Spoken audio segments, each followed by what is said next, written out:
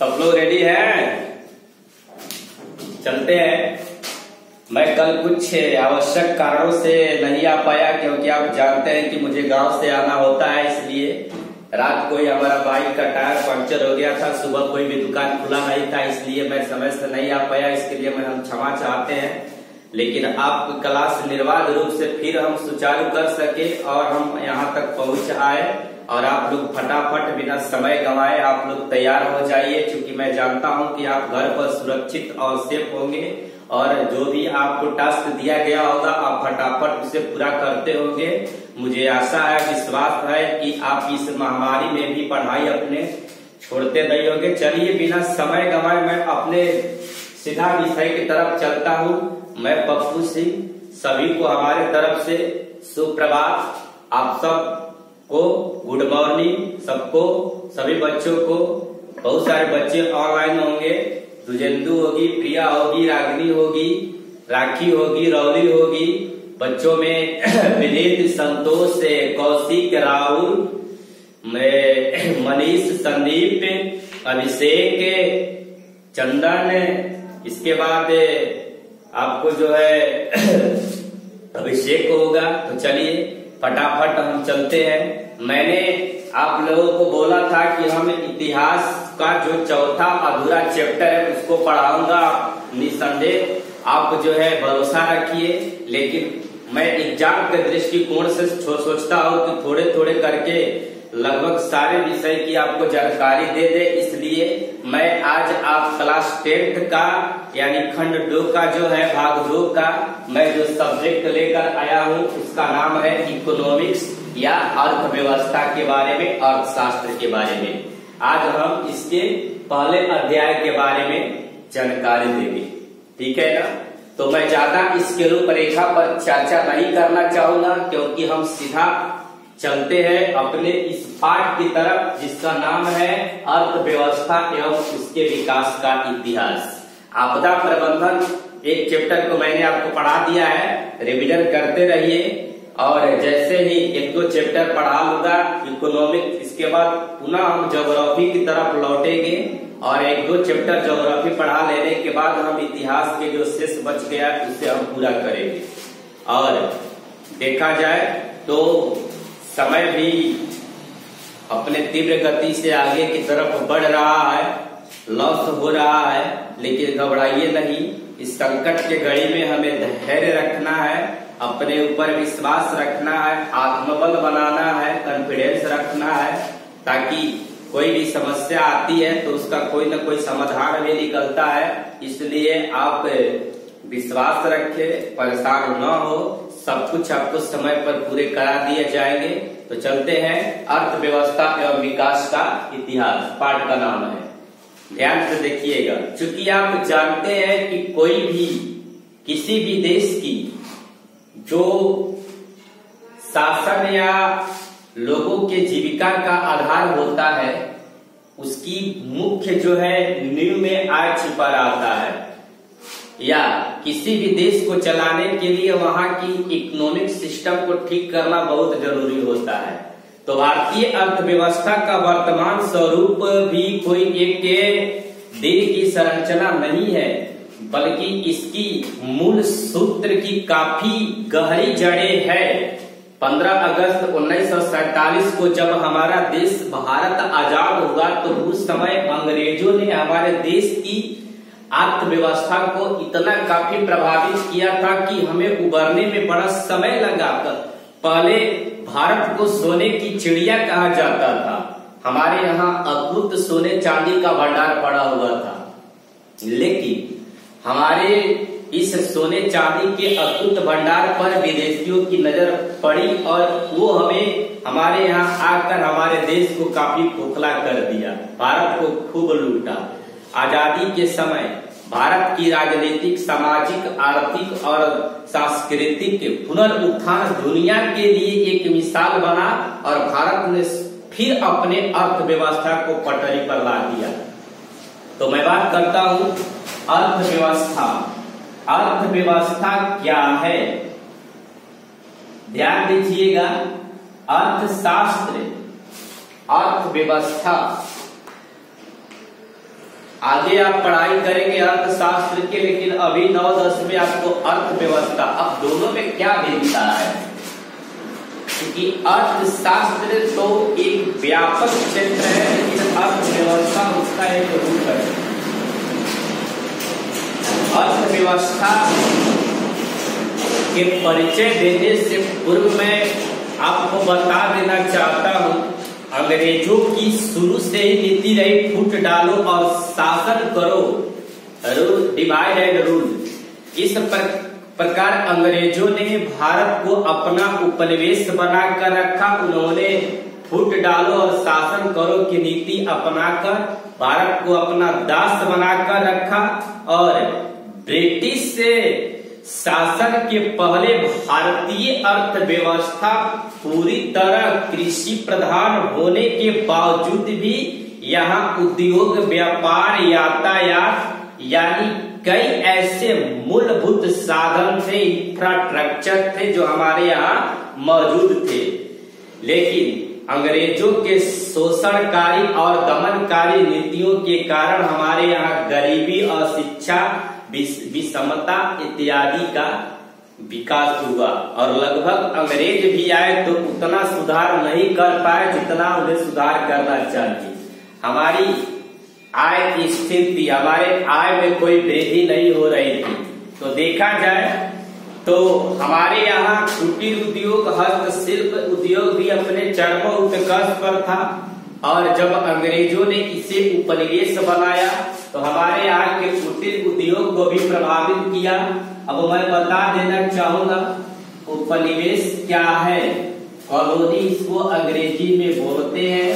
उपनिवेश जब कोई भी देश किसी बड़े समृद्धशाली राष्ट्र के शासन के अंतर्गत रहता है और वहां उसके समस्त आर्थिक गतिविधियों पर उस साम्राज्यवादी देश का जब आधिपत्य होता है तो वह नियंत्रण वाला जो देश है, क्षेत्र है, उस साम्राज्यवादी देश का उपनिवेश कहलाता है।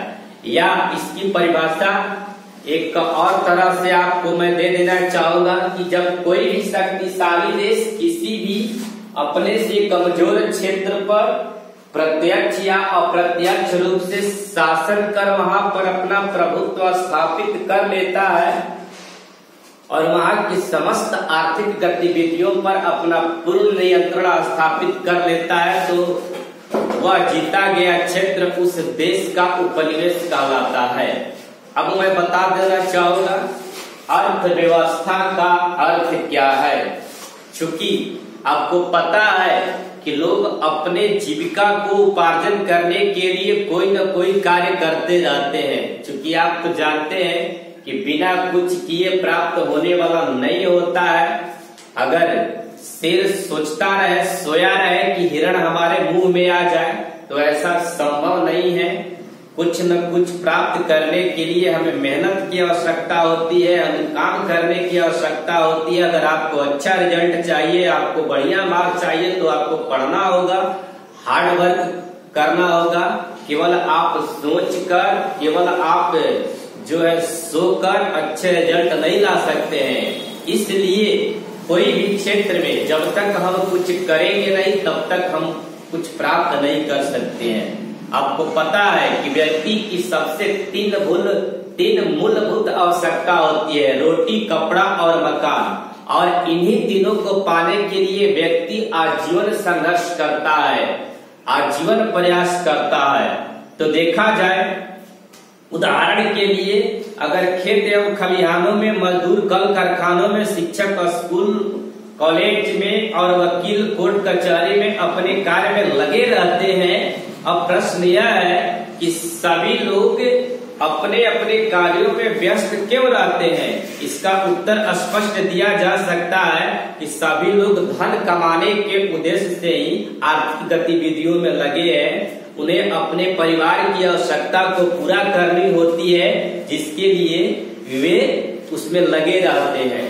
क्योंकि अगर खेतों में किसान काम न करे, खेतों की जुताई न करे, फसलों की बुआई न करे तो वह जो है उसका पेट नहीं भर सकता है, वो देश का पेट नहीं भर सकता है। हम यहाँ पर आते हैं तो हमारा भी पीछे कोई न कोई उद्देश्य है। कहा जाता है ना कि ये पेट है तभी हमसे और आपसे भेंट है, अन्यथा ये पेट नहीं होता ना तो आपसे और हमसे भेंट नहीं होता। इसलिए चाहे प्रत्यक्ष हो या चाहे अप्रत्यक्ष हो, सभी लोग इस पेटे की खातिर जो है लगे हुए हैं। तो देखा जाए अब अर्थव्यवस्था की परिभाषा क्या है। वैसे तो हमारे कई अर्थशास्त्रियों ने अर्थव्यवस्था की परिभाषा कई तरह से दिया है, लेकिन ये कहा जाता है कि हमारी वे सभी क्रियाएं जिनसे हमें आय प्राप्त होती है, हमारी वे सभी क्रियाएं, अब सभी क्रियाएं में आप जो भी करते हैं, जैसे हम पढ़ाने का काम करते हैं, मेरे पिताजी खेती गृहस्थी का काम करते हैं, कोई ठेले पर सब्जी बेचता है, तो कोई पान का दुकान खोलकर चलाता है, तो बहुत सारे हमारे देश में लोग हैं जो हर आर्थिक गतिविधियों में लगे हैं। तो वे सभी आर्थिक क्रियाएं जिनसे हमें आय प्राप्त होती है उसे अर्थव्यवस्था कहा जाता है। या अर्थव्यवस्था एक ऐसा तंत्र या एक ढांचा है जिसके अंतर्गत विभिन्न प्रकार की आर्थिक क्रियाएं संपादित की जाती है, जैसे कृषि, उद्योग, व्यापार, बीमा, परिवहन, संचार। ये सब की सब उन आर्थिक क्रियाओं में जो है जुड़ी होती है। या दूसरा परिभाषा है कि लोगों की आवश्यकता की संतुष्टि के लिए विभिन्न प्रकार की वस्तुओं एवं सेवाओं का उत्पादन अर्थव्यवस्था। लोगों को रोजगार प्रदान करना अर्थव्यवस्था।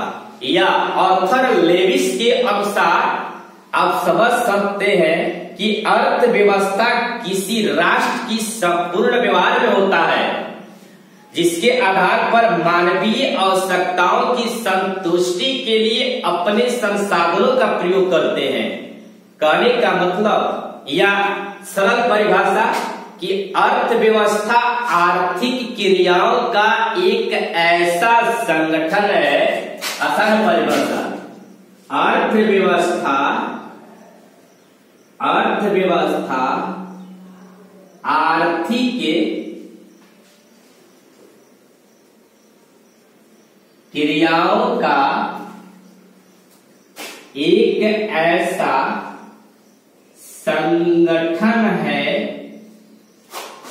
संगठन है जिसमें लोग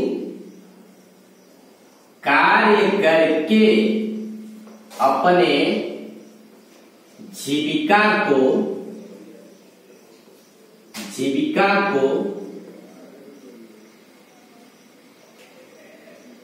चलाते हैं। चाहे आप हो, चाहे मैं, चाहे आपके अभिभावक, सब न किसी रूप में वो अर्थव्यवस्था में लगे हैं। हालांकि इस वैश्विक के कोरोना महामारी के कारण हम लोगों की आर्थिक गतिविधियां प्रभावित हुई है। हम लोगों की नहीं बल्कि समस्त क्षेत्रों में देखा जाए तो थोड़ा बहुत या ज्यादा प्रभावित हुआ है, लेकिन फिर भी हम लोग धैर्य के साथ निरंतर आप लोगों के लिए हमेशा जो है प्रयासरत है कि ताकि आप लोगों की पढ़ाई जो है निर्बाध तरीके से पूरी किया जा सके। और एक विनती है सभी लोगों से कि कम से कम जो आपके पास विद्यालय का पिछला जो बकाया है उसे आप जो है पूरा कर दें, ताकि हम लोग किसी न किसी रूप में आप लोगों की जो है पूरी सहायता कर सके। तभी जो है क्योंकि हम तो मान जाएंगे, हमारा पेट तो मान जाएगा, लेकिन वो जो बाइक लेकर आते हैं उसमें अगर तेल नहीं रहेगा तो फिर हम यहाँ कैसे पहुंच पाएंगे। इसलिए हमारे निवेदन को अनसुना न करें, जो भी हो थोड़ा बहुत आप देने का प्रयत्न करें। ठीक है, चलते हैं। तो इस प्रकार देखा जाए तो अर्थव्यवस्था आर्थिक क्रियाओं का एक ऐसा संगठन है जिसमें लोग कार्य करके अपने जीविका को चलाते हैं। ब्राउन ने कहा था, अर्थशास्त्री ब्राउन के अनुसार अर्थव्यवस्था आजीविका अर्जन की एक प्रणाली है, यानी economy is the system of earning livelihood. कहने का मतलब है कि दूसरे शब्दों में यही इसकी परिभाषा आती है कि अर्थव्यवस्था आर्थिक क्रियाओं का एक ऐसा संगठन है जिसमें लोग कार्य करके अपने जीविका को चलाते हैं। संक्षेप में कहा जाए तो अर्थव्यवस्था समाज की सभी आर्थिक क्रियाओं का योग है। ये रहा इसकी परिभाषा। मैं 9th क्लास में भी थोड़ा बहुत आपको जानकारी दिया था। अब हम आगे की तरफ बढ़ते हैं। अर्थव्यवस्था की संरचना या ढांचा, अगला टॉपिक पकड़ते हैं। अर्थव्यवस्था की संरचना। देखिए, अर्थव्यवस्था की संरचना के मतलब विभिन्न उत्पादन क्षेत्रों में उसके बंटवारे या विभाजन से है। चूंकि अर्थव्यवस्था में विभिन्न प्रकार की आर्थिक क्रियाएं सम्मिलित होती है, संपादित की जाती है, जैसे कृषि है, उद्योग है, व्यापार है, बैंकिंग है, परिवहन है, संचार व्यवस्था है। तो मोटे तौर पर देखा जाए तो मोटे तौर पर अर्थव्यवस्था को 3 क्षेत्रों में विभाजित किया गया है। जिसमें पहला जो क्षेत्र है इसका नाम है प्राइमरी सेक्टर। प्राइमरी सेक्टर, प्राथमिक क्षेत्र, इसको बोला जाता है प्राथमिक क्षेत्र।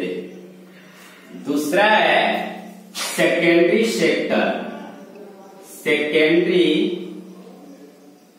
सेक्टर।